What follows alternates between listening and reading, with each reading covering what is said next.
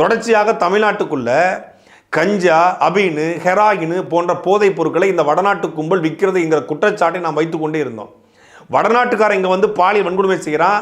வயதான மூதாட்டிய, எரும மாட்டை, பசு மாட்டை எதையும் விட்டு வைக்கல அயோக்கிய பயலுக. இங்கே வந்து வேலை செய்யறங்கிற பேரில் குழந்தைகளை தொடர்ச்சியாக பாலியல் வன்கொடுமை செய்கிற அத்தனை பேரும் வடநாட்டு கும்பலாக இருக்கான். இதை நாம் பேசிய பொழுது, ஈரோடு தேர்தலில் பேசிய பொழுது, இங்கே அடிக்கடி ஆர்ப்பாட்டம் போராட்டம்னு ஒரு கும்பல் கிளம்புமே, இந்த கம்யூனிஸ்ட் போய் சென்னை கமிஷன் ஆஃபீஸில் என் மீதும் அண்ணன் சீமான் மீதும் புகார் கொடுத்தாங்க. வடநாட்டு தொழிலாளர்கள் மீது இவர்கள் புகார் சொல்கிறாங்க. அந்த வடநாட்டு தொழிலாளர் தான் இப்போ ஒரு பண்ணை குழந்தைய பாலியல் வன்கொடுமை செஞ்சுருக்கிறான்.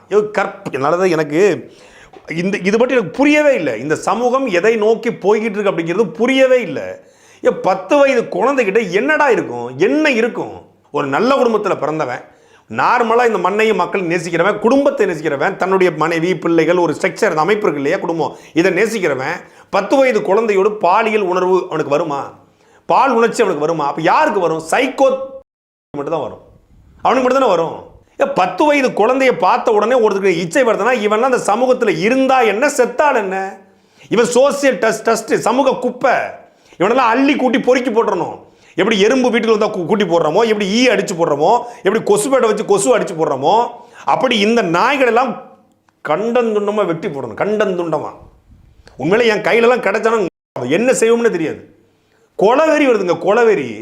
10 வயது குழந்தைய ஒருத்தன் பாலியல் வன்கொடுமை செய்கிறான். அந்த நாயை கொண்டு போய் ஜெயிலில் கொண்டு வச்சு 3 வேளையும் சாப்பாடு போட்டு, வாரத்தில் வேலைக்கிழமை ஞாயிற்றுக்கிழமை அவனுக்கு சிக்கன் போட்டு, அவனுக்கு வாழைப்பழம் கொடுத்து, வாழைப்பழத்தை ஏற்றனவனுக்குலாம் வாழைப்பழத்தை போட்டு, அவனுக்கு பால் கொடுத்து, சுண்டல் கொடுத்து, நல்லா காலையில் டீ கொடுத்தா அவன் என்ன கெளுறு மாதிரி இருப்பான். இவெல்லாம் புறம்போக்கு நாய். இந்த புறம்போக்கு நாயெல்லாம் கொண்டு போய் ஜெயிலில் போட்டு என்ன பண்ண போகிறீங்க?